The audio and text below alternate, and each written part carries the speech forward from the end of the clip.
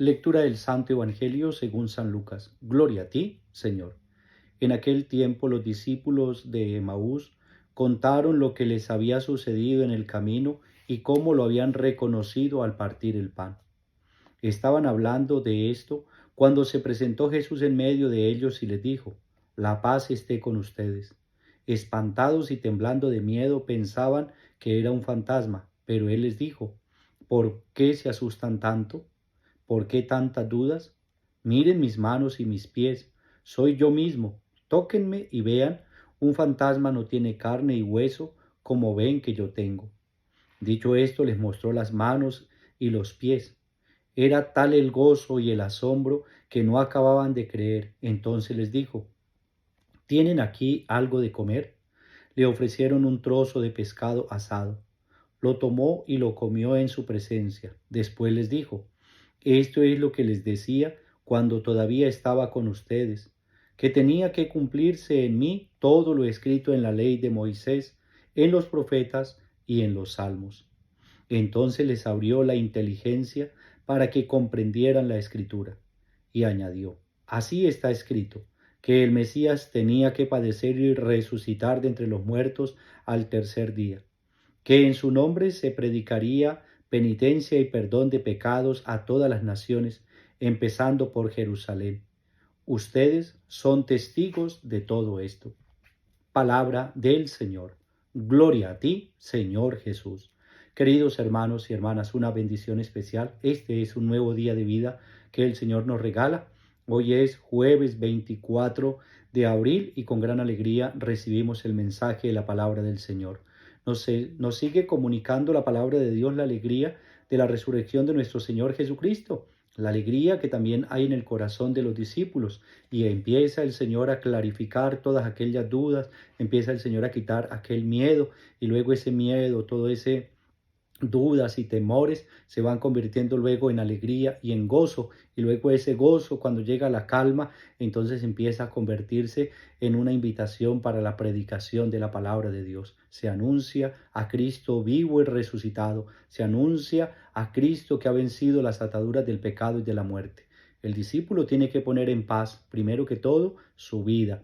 Tiene que poner en paz las dudas, los temores, el miedo, y también tiene que poner en paz la alegría que inunda su corazón, porque a veces nos damos cuenta que cuando uno está muy alegre, uno promete el cielo y la tierra y luego no se da cuenta si en realidad puede cumplir o no. Por eso es preciso que tanto el miedo, las dudas y la alegría estén en calma, que también tengamos como pleno uso de nuestra razón, que estemos en nuestros cinco sentidos y no prometamos más de lo que a lo mejor podamos realizar. Por eso Jesús, cuando se les aparece a ellos, lo primero que les dice es: no tengan miedo, no estén asustados, y les trae la paz. Es un saludo que trae para poner en paz y en orden su corazón. Y dice: la paz esté con ustedes.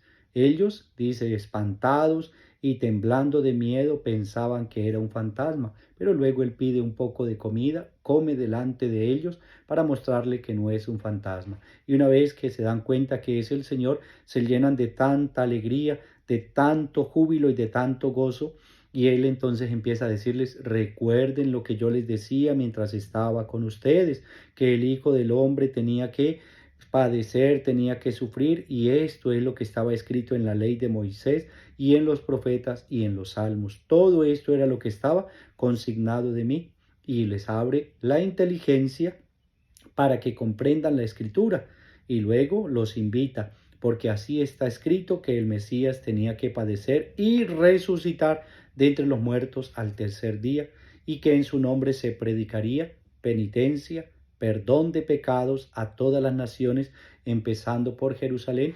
Y ustedes son mis testigos, dice el Señor Jesús. Ustedes, le dice a los discípulos, en este tiempo nos lo está diciendo también a nosotros. No es solamente el sentimentalismo de decir: ay, qué alegría, qué gozo, qué júbilo, sabemos que el Señor resucitó y nosotros seguimos en lo mismo. No, en realidad es tener la certeza que el Señor está vivo, que vive en mí y que yo lo voy a dar a conocer con mis palabras y con mis actos. Es la alegría más grande, y por eso el Señor dice: para que ustedes prediquen penitencia, conversión, que de verdad el pueblo de Dios, aquellos creyentes, tengan la convicción que el poder de Cristo transforma la vida, de aquel que lo ha conocido, de aquel que ha experimentado que Él está vivo y resucitado y que ahora empieza a actuar en cada uno de nosotros. Cuando hay conversión, ahí es donde se está predicando ese auténtico Cristo vivo y resucitado que nos ayuda a darle muerte al pecado, al vicio, a la violencia, al odio, a la injusticia y a todo lo que tú le quieras colocar ahí.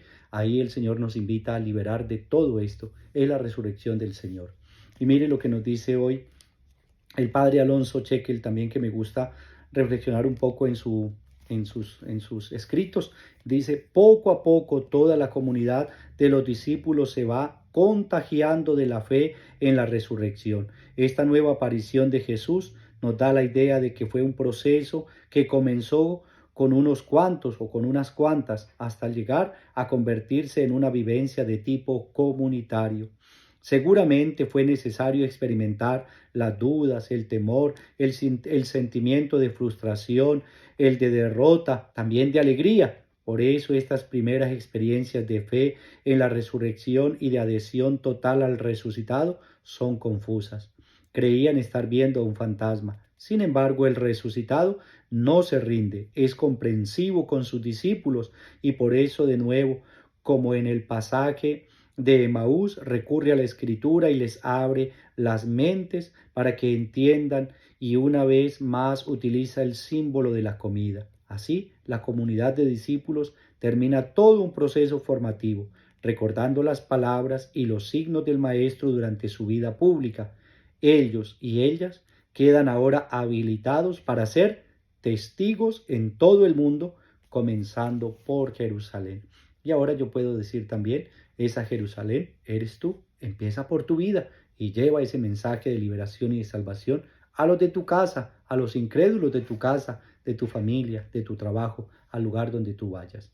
Roguemos pues al Señor que Él nos bendiga en este día y nos regale la gracia de ser testigos de Cristo y de, con ese mensaje de alegría, poderlo llevar a todos aquellos que de verdad dispongan de un tiempo para Dios y su vida empiece a cambiar y a transformarse.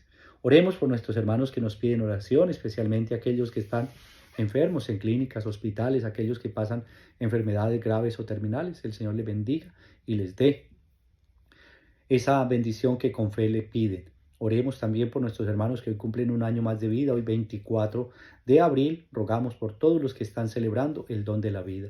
Quiero orar por mi cuñada María Jaimes, que está cumpliendo un año más de vida.